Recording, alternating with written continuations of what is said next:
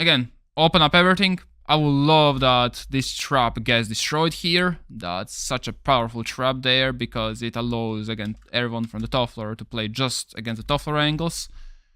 So honestly, I don't see why the team is not destroying it. You can send a frag grenade for that. You can send a floor drone for that.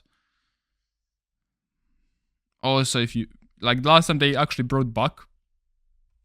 So we actually have some type of quick aggression here.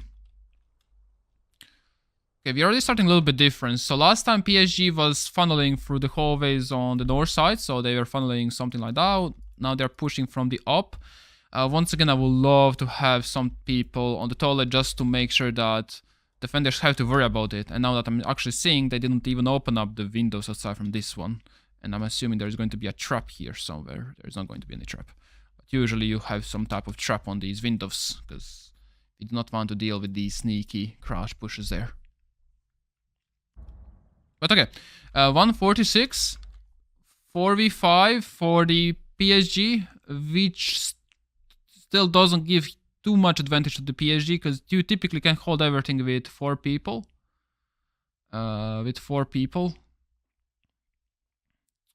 Honestly, you cannot even hold this objective with 3 people. It's just the fewer people you have, the mistakes you're making are going to be just elevated. So for example, with more people, you can play aggressive. But if you had 2, let's say it's a 2v2, you need to think about, I mean, you never want to overthink. That's very important. But if you're playing, for example, 4v4, 4v5, and you know that even with 3 people, you can do everything properly, as long as everyone is connecting their crosses, then you can afford to play more risky. Because the risk you're actually doing is not a big one. Because once again, you still can do with 3 people.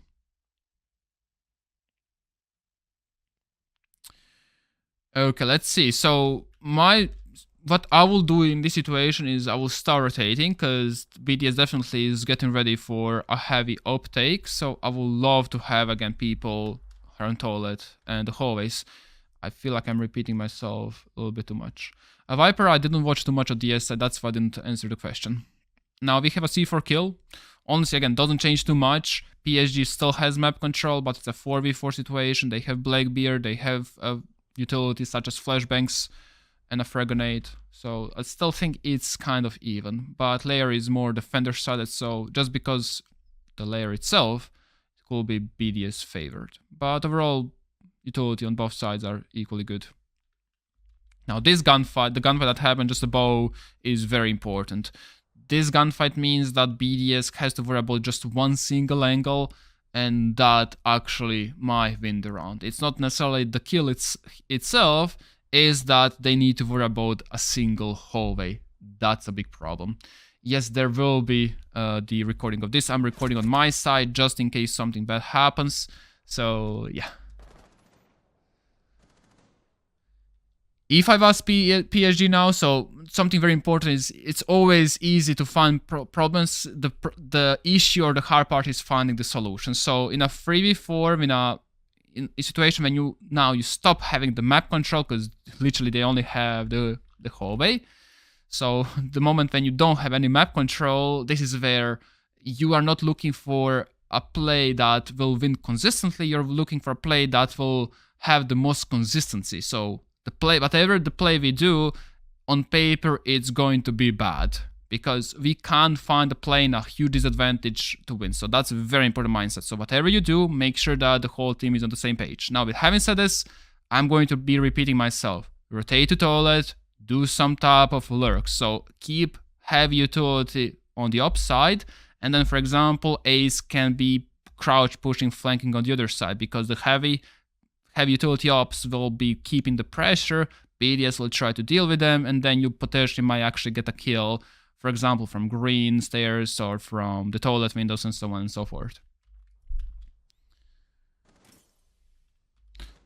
Finally, we are pushing someone from the mezzanine. To be fair, he was there for 30 seconds. And there's a barb that's going to get him killed. Yep, that's a shotgun as well. And now we have 2 people, same entry position, that usually should not end up well. 40 seconds to go. Okay, we have actually quite a bit of questions, so I'm going to just on the stream, I'm going to go over the questions.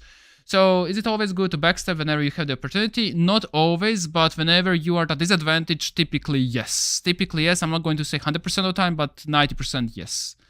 Do you have preference whether or not the team should extend the reinforcements all the way to op? So, everything can work. So my best suggestion to answer this question is you need to know how the enemies play, you need to know how your team plays, and based on that, you need to craft the strat for the team and for the enemy team. Now, in T4, T3, typically, you will not have too much things to work on about the enemies, and I will 100% not suggest to work on the enemies, because they're just literally random. Way too many random factors, but you need to find out how your team prefers. And now the question that you might have is following. How do I find the playstyle of my team?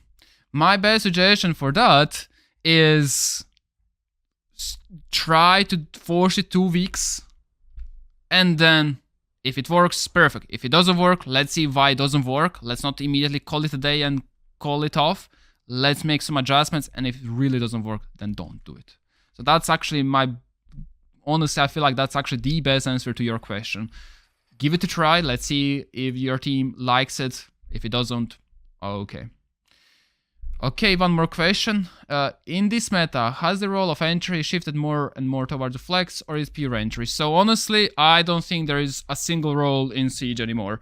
I have had that mentality for years already, but it just got confirmed into the bootcamp that I had like in 2025 with Joom, with Eden from Team Falcons, as well as from Dodo, where roles are something that I just don't like. So first, I don't like the word called anchor, because the anchor also sometimes should be exiting the objective. So anchor, like, it's from the ship. So for me, everyone should be able to play everything. Now, yes, sometimes you're going to have people that will gun better, have mechanics better, but everyone should be fine with everything. So what you need to think about in terms of roles is, I want to do this, therefore I will pick this. So I want to hold heavily up, therefore I will play Clash, therefore I will play Zami. I'm not going to say I will play up, therefore I will have roamers. No, I don't care if that guy is going to be a roamer, anchor, or whatnot. I need to hold this. And now let's actually find out how do we hold it properly. Don't think too much about roles. That thing stinks.